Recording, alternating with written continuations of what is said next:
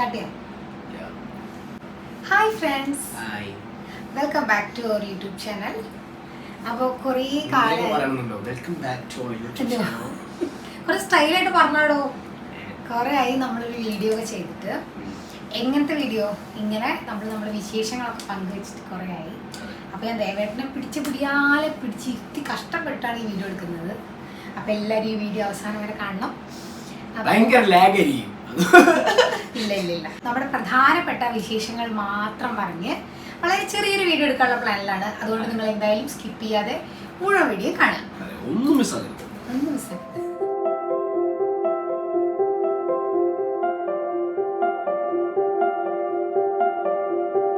Okay, അപ്പൊ നമ്മള് ഏറ്റവും ആദ്യത്തെ വിശേഷം, നമുക്കിപ്പോ ഏറ്റവും കൂടുതൽ സന്തോഷത്തോടെ നിങ്ങളുമായി പങ്കുവയ്ക്കാനുള്ള വിശേഷമാണ്. അപ്പോൾ കുറച്ച് വൈകി വീഡിയോ ഇടാൻ. ആക്ച്വലി എനിക്കിപ്പോൾ 6 months ആയി. അപ്പോൾ നമ്മൾ ഓൾറെഡി ഇൻസ്റ്റാഗ്രാം വഴിയും ഒക്കെ നമ്മളെ അറിയുന്ന ആളുകളോട് പറഞ്ഞു ഓൾറെഡി നമ്മളിങ്ങനെ പ്രഗ്നന്റ് ആയി എന്നുള്ള കാര്യമൊക്കെ. പക്ഷെ അതിന്റെ ഡീറ്റെയിൽ ആയിട്ടൊന്നും നമ്മൾ എവിടെയും പറഞ്ഞിട്ടുണ്ടായിരുന്നില്ല. അപ്പൊ അതൊക്കെ ഒന്ന് പറയാമെന്ന് ഉദ്ദേശിച്ചിട്ടാണ് ആക്ച്വലി നമ്മൾ പോന്നിട്ടുള്ളത് അല്ലേ? അതെ. അപ്പോൾ ഞാൻ ട്രിവാൻഡ്രത്താണല്ലോ, ഞങ്ങളിപ്പോൾ ട്രിവാൻഡ്രത്താണ്. കഴിഞ്ഞ ഓണം സമയത്ത് നാട്ടിൽ പോയി വെക്കേഷനൊക്കെ അടിച്ചു പൊളിച്ച് നാട്ടിൽ നിന്ന് തിരിച്ചു വന്നതിന് ശേഷമാണ് നമ്മൾ ഈ സന്തോഷ വാർത്ത അറിഞ്ഞത്. അതിൽ ഏറ്റവും വലിയ കോമഡി എന്ന് വെച്ച് കഴിഞ്ഞാൽ, സാധാരണ നമ്മളൊരു വെക്കേഷനിൽ പോയി വരും, നമുക്ക് യാത്രയുടേതായ ഒരു പ്രശ്നം മാത്രമേ ഉള്ളൂ. ആ ഓണത്തിന് ഇവള് ഡാൻസ് ചെയ്യാത്ത ഒരു സ്ഥലമില്ല. വട്ടാമ്പിയിൽ എല്ലാ സ്റ്റേജിലും പുള്ളി ഡാൻസ് ചെയ്തിട്ടുണ്ടെന്നുള്ളതാണ് ആ ഓണത്തിന്റെ പ്രത്യേകത. എല്ലാ ഓണം പ്രോഗ്രാമും നമ്മുടെ വീട്ടിലെ പരിപാടി അത് ഇത് സാകലമാന തുള്ളിച്ചാട്ടം കഴിഞ്ഞിട്ടാണ് ഇവള് പ്രഗ്നന്റ് ആണെന്ന് നമ്മൾ തിരിച്ചറിഞ്ഞത്. അപ്പൊ അതുകൊണ്ട് നമുക്ക് വേറെ കാര്യം മനസ്സിലാക്കാം. നമ്മളെല്ലാവരും പറയല്ലോ പ്രഗ്നന്റ് ആയി അനങ്ങരുത്, അങ്ങനെ ശ്രദ്ധിക്കണം. പക്ഷെ പറയാം, ഞാൻ പ്രഗ്നന്റ് ആയ ഫസ്റ്റ് മന്ത് പീരീഡ് ആക്ച്വലി ഞങ്ങൾ വളരെയധികം എന്താ പറയുക, ഈ പറഞ്ഞ പോലെ ഡാൻസും പാട്ടും ഒക്കെ ആയിട്ട് അടിച്ചു പൊളിച്ച് നടക്കുന്ന സമയമായിരുന്നു. അങ്ങനെ പ്രഗ്നന്റ് ആയി. അത് കഴിഞ്ഞ് ഡോക്ടർ കൺസൾട്ടേഷൻ ഒക്കെ ചെയ്തു. നമ്മളിവിടെ കാണിക്കുന്നത് അനന്തപുരി ഹോസ്പിറ്റലാണ്. അനന്തപുരി ഹോസ്പിറ്റലിൽ എല്ലാവർക്കും അറിയണം. അനന്തപുരി ഹോസ്പിറ്റൽ തിരുവനന്തപുരത്ത് നമ്മുടെ മാൾ ഓഫ് ട്രാവൻകൂറിന്റെ തൊട്ടപ്പുറത്തുള്ള അനന്തപുരി ഹോസ്പിറ്റലിൽ ദേവയാനി ഡോക്ടറിനെയാണ് നമ്മൾ കാണിക്കുന്നത്. അപ്പോൾ അവളുടെ ഏതോ ഫ്രണ്ട് അവളെ മുമ്പ് കാണിച്ചിട്ടുണ്ടായിരുന്നു, നല്ല ഡോക്ടറാന്നൊക്കെ പറഞ്ഞപ്പോഴാണ് നമ്മൾ ആക്ച്വലി അവിടെ പോയത്. പക്ഷെ പോയപ്പോൾ നമുക്ക് മനസ്സിലായിട്ടോ ആക്ച്വലി ഡോക്ടർ അടിപൊളിയാണ്, നല്ല ഡോക്ടറാണ്. നമുക്കൊരു എന്താ പറയുക, ഭയങ്കര പേഴ്സണൽ കണക്ഷനൊക്കെ ഫീൽ ചെയ്യുന്ന ഒരു ഡോക്ടറാണല്ലേ. നമുക്ക് ഡോക്ടറോട് സംസാരിക്കാൻ ഭയങ്കര രസമാണ്. അതേപോലെ ഡോക്ടർ നമ്മൾ ഭയങ്കര കെയർ ചെയ്ത്, അല്ലെങ്കിൽ നമ്മളിങ്ങനെ സ്വന്തം ആൾക്കാരെ പോലെ നോക്കുന്ന വളരെ നല്ല ഡോക്ടറാണ്. ഞങ്ങൾ എന്തായാലും ഇനി പ്രഗ്നന്റ് ആവുന്നവർക്ക് നമ്മൾ അനന്തപുരി ഹോസ്പിറ്റലിന്റെ ദേവയാനി ഡോക്ടറെ നമ്മൾ സജസ്റ്റ് ചെയ്യും അല്ലേ? അതെ, കൃഷ്ണപ്രിയ മിസ്സാണ് എനിക്ക് ഡോക്ടറെ സജസ്റ്റ് ചെയ്തത്. ഞാൻ ഡോക്ടറെ സജസ്റ്റ് ചെയ്യുന്നു. ചന്ദ്രിക അല്ല, ദേവയാനി ഡോക്ടർ. അല്ല പറയാം. അപ്പോൾ ദേവയാനി ഡോക്ടറുടെ ട്രീറ്റ്മെൻറ്റിലാണ് ഇപ്പോൾ 6 months ആയി നമ്മൾ വന്നുകൊണ്ടിരിക്കുന്നു. അപ്പോൾ ദൈവം സഹായിച്ച് ഇതുവരെ പ്രശ്നങ്ങളൊന്നുമില്ല, എല്ലാം നല്ല രീതിയിൽ പോയി. മീൻസ് ഹെൽത്ത് ഇഷ്യൂസ് ഒന്നും എനിക്കില്ല. പക്ഷേ 3 മാസം എൻ്റെ പൊന്നു മക്കളെ, ഞാൻ സത്യം പറഞ്ഞു കഴിഞ്ഞാൽ നമ്മൾ കുറേ ആയി നമ്മളിങ്ങനെ വിചാരിക്കുന്നു ലൈക്ക് നമുക്കൊരു ബേബി പ്ലാനിങ് നമ്മൾ മനസ്സിലുണ്ടായിട്ട്. പക്ഷെ സത്യം പറഞ്ഞു കഴിഞ്ഞാൽ ആദ്യത്തെ ഒരു 3 മാസം കൊണ്ട് നമ്മൾ തിരിച്ച് ചിന്തിച്ചു. കാരണം അങ്ങനത്തെ ഛർദി, അതായത് എന്താ പറയാ, വെള്ളം കുടിച്ചാൽ വെള്ളം ഛർദ്ദിക്കും, അങ്ങനെയാണ്. എനിക്ക് ഒരാൾ ഛർദ്ദിക്കുന്ന കണ്ടിട്ട് സത്യം പറഞ്ഞാൽ പണ്ടൊക്കെ നമുക്ക് ഒരാൾ ഛർദ്ദിക്കുന്നത് കാണുമ്പോൾ പ്രശ്നമായിരുന്നു. പക്ഷെ ആക്ച്വലി ഈ ഛർദ്ദിക്ക് അതൊന്നും ഇല്ല കേട്ടോ. അങ്ങനത്തെ മറ്റേ ഛർദ്ദിയുടെ സ്മെല്ലോ അങ്ങനെയൊന്നുമില്ല. ആക്ച്വലി നമുക്ക് കണ്ടു നിൽക്കാൻ അങ്ങനത്തെ പ്രശ്നമില്ല. പക്ഷെ ഒരാളിങ്ങനെ കടന്ന് സ്ട്രെയിൻ ചെയ്യുന്നത് കാണുമ്പോൾ നമ്മുടെ ഉള്ളിലുണ്ടാകുന്ന ഒരു വിഷമം ഉണ്ടല്ലോ. സത്യം പറഞ്ഞാൽ ഞാൻ ഭയങ്കര എനിക്ക് എൻ്റെ അപ്പുറത്തുള്ള ഒരാൾക്ക് മുറി പറ്റിയ ബോധം കെട്ട് വീഴുന്ന കൂട്ടത്തിൽപ്പെട്ട ആളാണ്. അപ്പോൾ എനിക്കാണെങ്കിൽ ഇവളെ അന്നും അമ്മയില്ല, ഞാനാണെങ്കിൽ ഇവള് ഛർദിക്ക് തന്നെ ഞാൻ ഒഴിഞ്ഞു കൊടുക്കുക, വെള്ളം കൊടുക്കുക, എനിക്കാണെങ്കിൽ സമാധാനമില്ല. അങ്ങനത്തെ ഛർദി. ഈ ഛർദിച്ച് ആഴ്ചയിൽ ഒരു ദിവസം ബോധം കെട്ട് വീഴും. എന്നിട്ട് ഇവിടുന്ന് അനന്തപുരി ഹോസ്പിറ്റലിൽ കൊണ്ടുപോയി രാത്രി മൊത്തം ട്രിപ്പ് ഇട്ട് അവിടെ കിടത്തും. അങ്ങനെ ഞങ്ങളൊരു 3 മാസം കഴിച്ചു കൂട്ടിയത് അല്ലേ? ദേവേട്ടന് അത് ഭയങ്കര ടെൻഷനായിട്ടാണ്. ആക്ച്വലി ഇത് ഒരുവിധം എല്ലാവരും ഫേസ് ചെയ്യുന്ന ഒരു പ്രോബ്ലം ആയിരിക്കും ഈ വോമിറ്റിംഗ് ഒക്കെ. പക്ഷേ എന്താ വെച്ചാൽ ഒരു 2-3 months ആക്ച്വലി വെള്ളം പോലും കുടിക്കാൻ പറ്റാത്ത സിറ്റുവേഷൻ ആയിരുന്നു. പിന്നെ ഡോക്ടർ ടാബ്ലറ്റ് തന്നു. ഇത് ടാബ്ലറ്റ് കൊടുക്കും.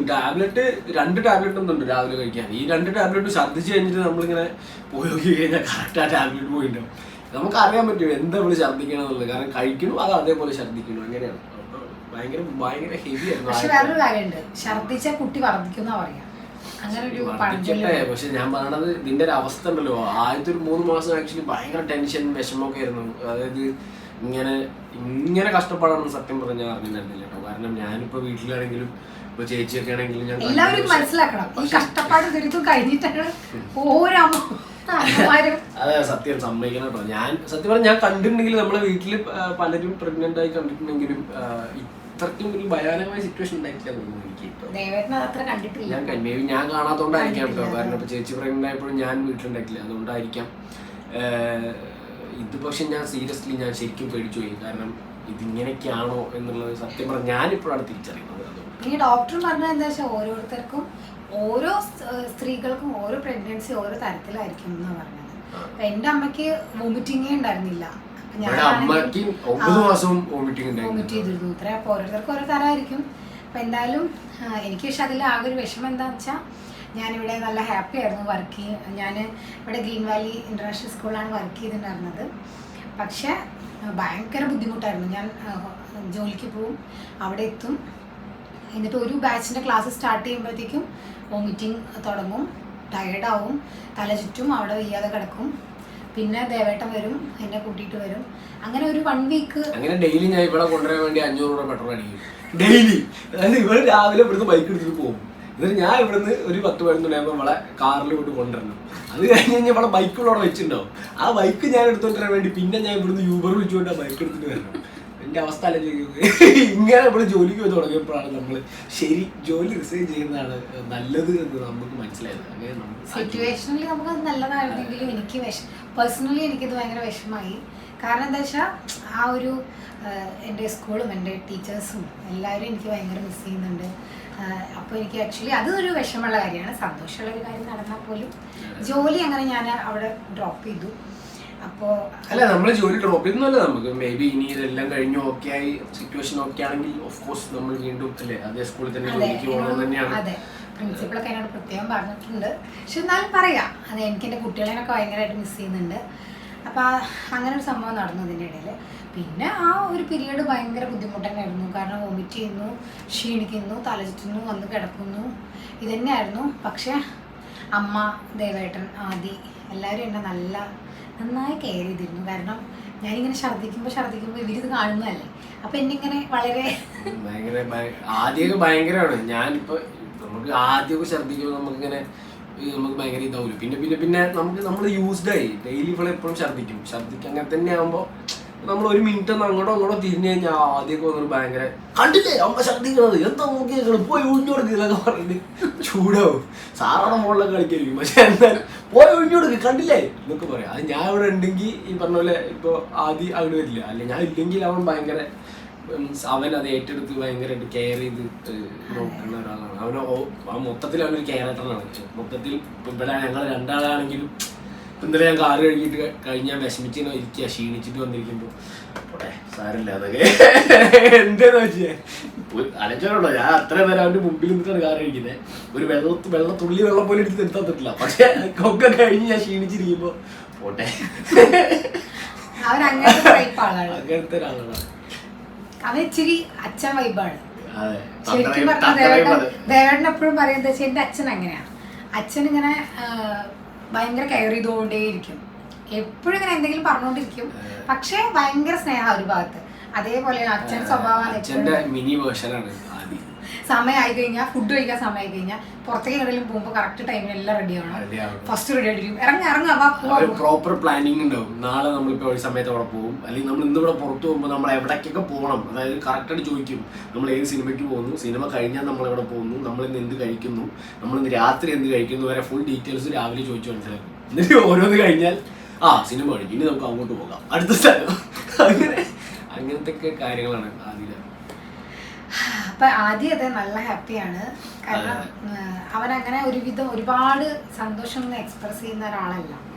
പക്ഷെ ഈ കാര്യത്തില് ഈ പറഞ്ഞ പോലെ എന്നും വന്ന് എന്നോട് എന്നും വരും. ഒരു 4 മാസം കഴിഞ്ഞപ്പോൾ ഞാൻ പറഞ്ഞു ഇപ്പൊ സംസാരിച്ച കുട്ടിക്ക് കേൾക്കാൻ പറ്റും, ബേബിക്ക് കേൾക്കാൻ നീ സംസാരിക്കണം. എന്നും വരും, എന്നും വന്നിട്ട് കുറച്ചു നേരം ഇങ്ങനെ ഭാവി അത് ഇതെന്നൊക്കെ പറഞ്ഞ് ഇങ്ങനെ എന്തെങ്കിലുമൊക്കെ സംസാരിക്കും. അപ്പോൾ ആദ്യം നല്ല ഹാപ്പിയാണ്, അപ്പോൾ ഞാനും ഹാപ്പിയാണ് സ്വാഭാവികമായിട്ടും. പിന്നെ അമ്മ അതെ, അച്ഛൻ്റെ മരണശേഷം അമ്മ വേറൊരു അവസ്ഥയിൽ കൂടെ അങ്ങനെ പോകും. കാരണം അമ്മയും അച്ഛനും പറഞ്ഞാൽ അത്രയ്ക്കും ഒരുമിച്ച് അവരങ്ങനെ ഇരുന്ന ആൾക്കാരാണ്.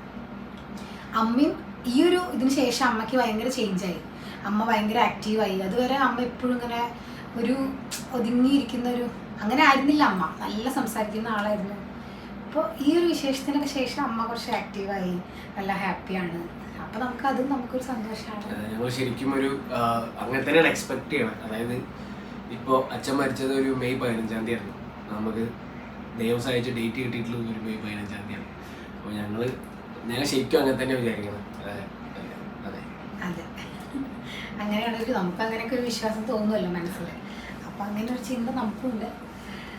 നമുക്ക് ഇപ്പോൾ കുറേ പേര് നമ്മൾ ഇൻസ്റ്റാഗ്രാമിലും നമ്മൾ യൂട്യൂബിലൊക്കെ നമ്മൾ ഈ വിശേഷങ്ങൾ പങ്കുവെച്ചപ്പോൾ ഒരുപാട് പേരും നമ്മളോട് പറഞ്ഞത് ബേബി ഗേളായിരിക്കും എന്നൊക്കെ പറയുന്നുണ്ട്. നമുക്കറിയില്ല, അതല്ല, എന്താ പറയുക, ബേബികളാവട്ടെ, പെൺകുട്ടി ആവട്ടെ എന്നൊക്കെ പറഞ്ഞ് കുറേ പേര് ഇങ്ങനെ നമ്മളോട് പ്രാർത്ഥന അറിയിക്കുന്നുണ്ട്. അപ്പം ഞങ്ങൾക്ക് അങ്ങനെ ഒരു ദേവേട്ടന് എന്താ അഭിപ്രായം? അല്ല, എനിക്ക് ആക്ച്വലി സ്പീക്കിംഗ് നമുക്ക് ആഗ്രഹങ്ങൾ പലതും ഉണ്ട്. നമ്മളെല്ലാവരും പറയുന്ന പോലെ എല്ലാ ആരോഗ്യത്തോടു കൂടിയും അമ്മയ്ക്കും കുട്ടിക്കും കേടില്ലാതെ ഇതിങ്ങോട്ട് കിട്ടുക എന്നുള്ളതാണ് ഏറ്റവും വലിയ കാര്യം. പിന്നെ ആഗ്രഹങ്ങൾ ഉറപ്പായിട്ടുണ്ട്. നമുക്കിവിടെ തല വെച്ച് ചെക്കാനുള്ള സ്ഥിതിക്ക് നമുക്ക് സ്വാഭാവികമായിട്ട് നമുക്കൊരു ബേബികൾ വേണം തന്നെയാണ് ആഗ്രഹം ഉണ്ടാവുക, അല്ലേ? പക്ഷെ അങ്ങനെ ബേബികൾ വന്നില്ലെങ്കിൽ ഞങ്ങൾക്ക് വേണ്ടാന്നുള്ള പ്ലാനില്ല. കിട്ടുക എന്താണെങ്കിലും കിട്ടുന്ന സന്തോഷമുള്ളൂ. പക്ഷെ യെസ്, നമുക്ക് ആഗ്രഹമുണ്ട്. എനിക്ക് സത്യം പറഞ്ഞാൽ എനിക്ക് പണ്ടോട്ടെ ഈ അങ്ങനെ പിള്ളേർ, ഞാൻ കല്യാണം കഴിക്കുന്നതിന് മുമ്പ് എനിക്ക് പിള്ളേർ വേണമെന്നുള്ള ആഗ്രഹമുള്ള ആളായിരുന്നു. അതായത് അങ്ങനെയല്ല ഞാൻ ഉദ്ദേശിച്ചത്, മനസ്സിലായോ? പണ്ട് അത് നിനക്ക് തന്നെ അന്ന് പരിചയമുണ്ട്. ഞാൻ അന്ന് എന്റെ ഫ്രണ്ട്സിന്റെ അടുത്തൊക്കെ പറഞ്ഞു, എനിക്ക് ചില പാട്ടൊക്കെ കേൾക്കുമ്പോഴേ ഒരു കുട്ടിയൊക്കെ ഉണ്ടായിരുന്നു, ചൈനയിൽ നോക്കായിരുന്നു എന്നൊക്കെ ഉള്ള അങ്ങനത്തെ. ശരീരം മാത്രമേ വളർന്നിട്ടുള്ളൂ, മനസ്സിപ്പോഴും വളർന്നിട്ടില്ല. ഞാനിപ്പോ അതാലോചിക്കണം, ഇനിയിപ്പോ ഒരു കുട്ടിയൊക്കെ ഞാൻ കുട്ടീനെ നോക്കണം, ആദീനെ നോക്കണം, ഏറ്റവും മൂത്ത ഈ കുട്ടീനെ നോക്കണം. എന്റെ കാര്യമാണ് കഷ്ടത്തിലാവുക. അല്ല പറയാ. അപ്പൊ എന്റെ ആഗ്രഹം അങ്ങനെയാണ്. ലൈക്ക് അതായത് ആഗ്രഹം അങ്ങനെ ഉണ്ട്, പക്ഷെ അറിയില്ല ഇനിയിപ്പോ അത് ആൺകുട്ടിയാണെങ്കിലും പെൺകുട്ടിയാണെങ്കിലും സന്തോഷം മാത്രമേ ഉള്ളൂ. നിനക്ക് എന്താണ് നിന്റെ ആഗ്രഹം? എനിക്കും ദേവേട്ടൻ പറഞ്ഞ പോലെ തന്നെ ആദ്യം ഉള്ളത് കൊണ്ട് എന്താ പറയാ, ഇനി ഒരു പെൺകുട്ടി വേണം തന്നെയാണ് ആഗ്രഹം. ആദ്യം അത് തന്നെയാണ് ആഗ്രഹം. ആദ്യം പറയും അവൻ അനിയത്തിയാണെന്നും ആദ്യ കുട്ടിക്ക് പേര് വരെ ഇട്ടോ, അത് നമുക്ക് പിന്നെ പറയാം. ആദിക്കുമായി മാച്ച് ചെയ്തൊരു കുട്ടി പേരൊക്കെ ഇട്ടു ഓൾറെഡി. അപ്പൊ അത് നമുക്കറിയില്ല, എല്ലാം ദൈവത്തിന്റെ അടുത്തല്ലേ. അതെ, എല്ലാം എന്തായാലും ആരോഗ്യത്തോടു കൂടി ഒരു കുട്ടി ഉണ്ടാവണം തന്നെയാണ് എല്ലാവർക്കും ആഗ്രഹം.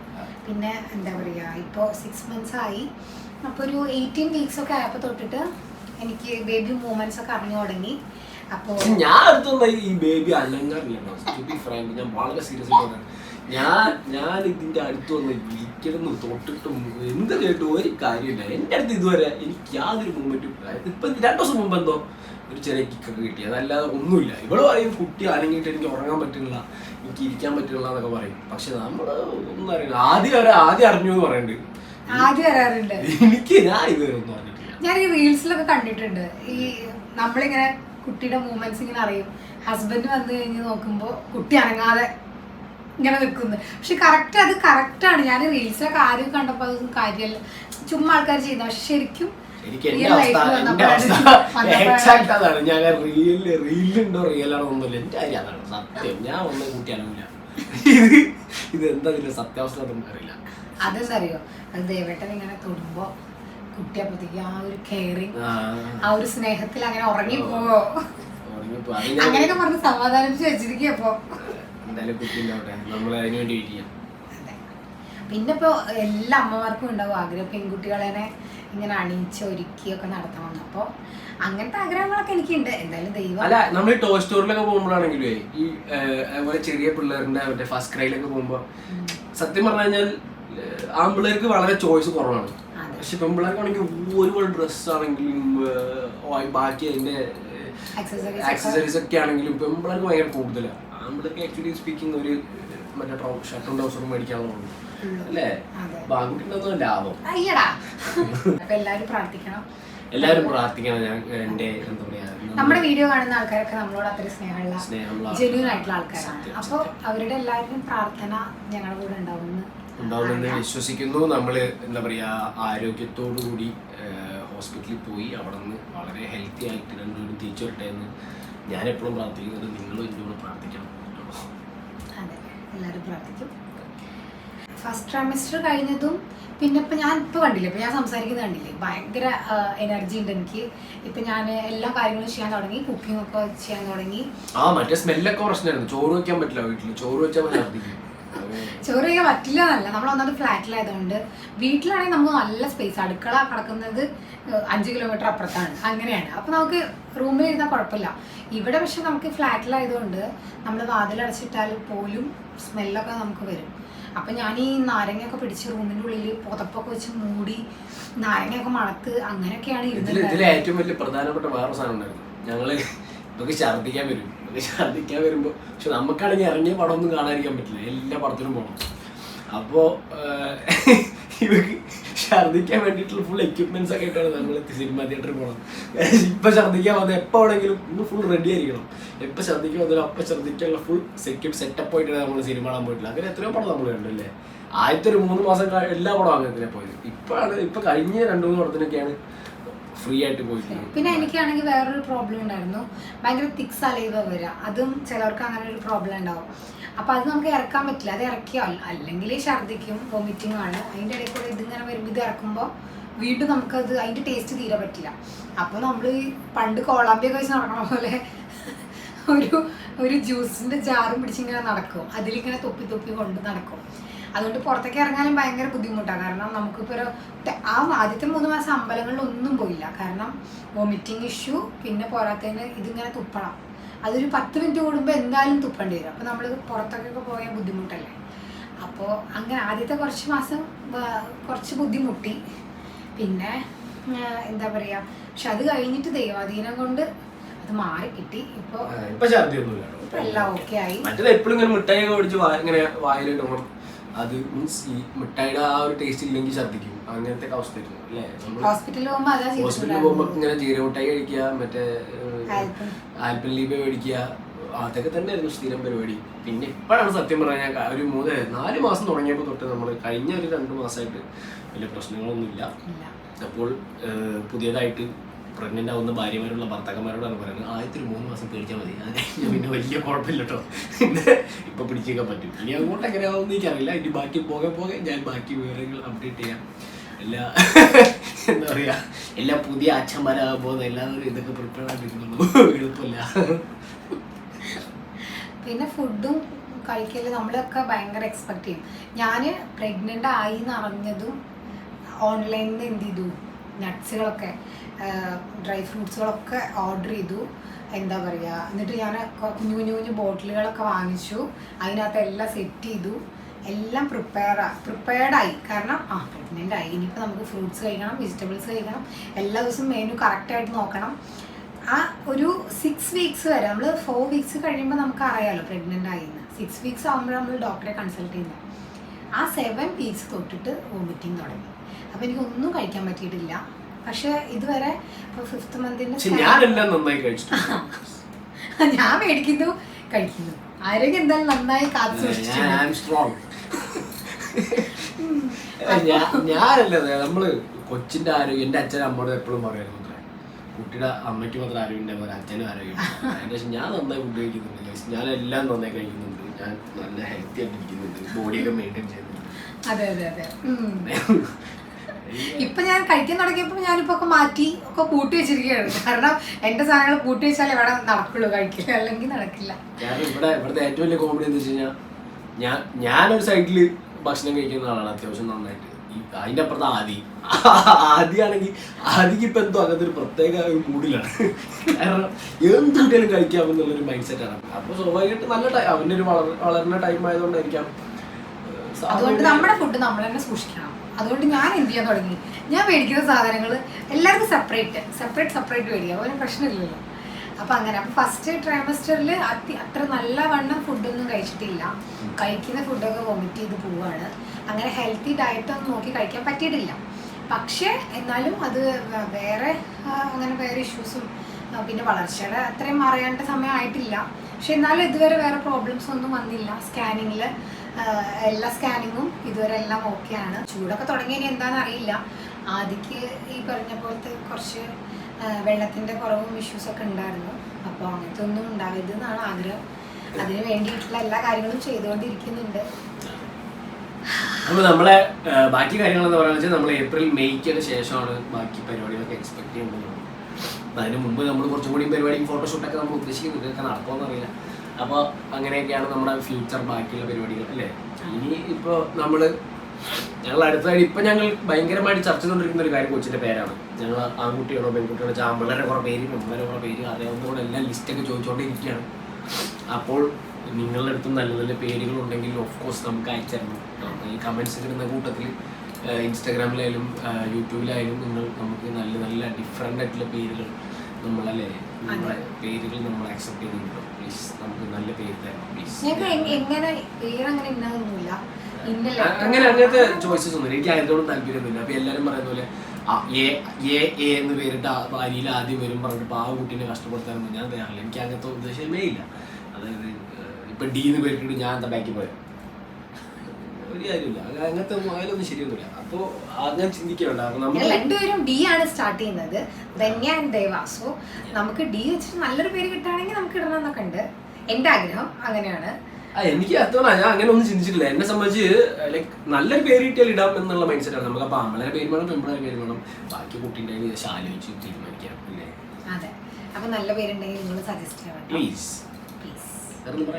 വേറെ ഇല്ല. അപ്പൊ നമ്മളിപ്പം നമ്മുടെ ഇപ്പോഴത്തെ മെയിൻ വിശേഷം എന്ന് പറയുന്നത് ഇത് തന്നെയാണ്. അപ്പൊ ഞങ്ങളിപ്പോൾ വളരെ നല്ല സന്തോഷത്തോടു കൂടി പോയിക്കൊണ്ടിരിക്കുന്ന ഒരു പീരീഡാണ്. അപ്പോൾ ഇത് തന്നെയാണ് ഏറ്റവും വലിയ വിശേഷം. എന്തെങ്കിലും അടുത്ത വിശേഷം? ഒരു വിശേഷമില്ല. എൻ്റെ 3 സീരിയൽ പോയിക്കൊണ്ടിരിക്കുന്നത് എല്ലാവരും കാണണം, സപ്പോർട്ട് ചെയ്യണം പ്ലീസ്. അതെ, ദേവേട്ടൻ ഇപ്പോൾ ലുക്കൊക്കെ മാറിയില്ല, പണ്ടത്തെ പോലെയാ? ആളെ കണ്ടിട്ട് എന്തെങ്കിലും മാറ്റം ഫീൽ ചെയ്യുന്നുണ്ടോ? ആള് മെലിഞ്ഞ് ക്ഷീണിച്ചതല്ല കേട്ടോ. ആക്ച്വലി ഫുഡ് ഡയറ്റ് ഒന്നും പറയാനില്ല, ഹെൽത്തി ഫുഡ്സൊക്കെ കഴിക്കാൻ തുടങ്ങി, വർക്കൗട്ടൊക്കെ തുടങ്ങി. കാരണം ഇപ്പോൾ പോലീസ് IPS ഓഫീസറാണ് ഇന്ദ്രജിത്ത്.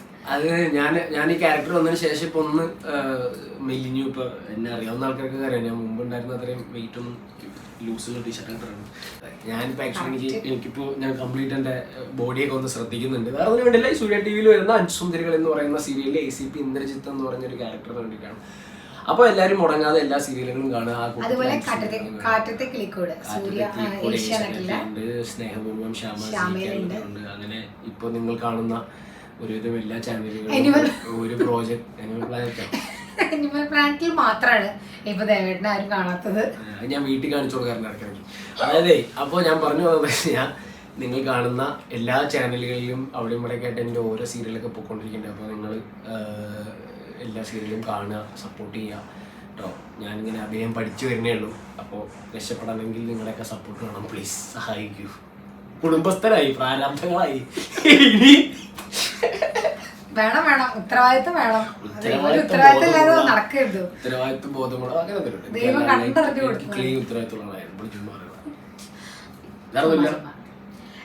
ചുമ്മാ വർത്തമാനം പറഞ്ഞത് കണ്ടോണ്ടിരിക്കാൻ എന്തിനാണ് നിങ്ങൾ നിങ്ങളുടെ നെറ്റ് കളയുന്നത്? ശരി, ബൈ. അത്ര നേരം കണ്ടിരുന്നിട്ട് അവസാനം എല്ലാവർക്കും ഉപകാരപ്പെടട്ടെ എന്ന് നമ്മൾ ആഗ്രഹിക്കുന്നു. ഞാൻ എൻ്റെ റുട്ടീൻസ് ഒക്കെ ഞാൻ വേറൊരു വീഡിയോയിൽ സമയം കിട്ടുവാണെങ്കിൽ ഞാൻ കഴിഞ്ഞ ഇപ്പോൾ കഴിച്ചുകൊണ്ടിരിക്കുന്ന ഫുഡിൻ്റെ, അതുപോലെ ഞാൻ ചെയ്യുന്ന എക്സസൈസസും, അതുപോലെ എൻ്റെ ഒരു ഡെയിലി റുട്ടീനൊക്കെ ഉണ്ടല്ലോ പ്രഗ്നൻസി പീരീഡിൽ, അത് ഒരു വീഡിയോ ചെയ്യണം എന്ന് വിചാരിക്കുന്നുണ്ട്. പറ്റുകയാണെങ്കിൽ ഞാൻ ആ വീഡിയോ ചെയ്യാം. അപ്പോൾ എല്ലാവരും വീഡിയോ ഇഷ്ടപ്പെട്ടിട്ടുണ്ടെങ്കിൽ എല്ലാവരും ലൈക്ക് ചെയ്യുക, കമന്റ് ചെയ്യുക. Bye bye.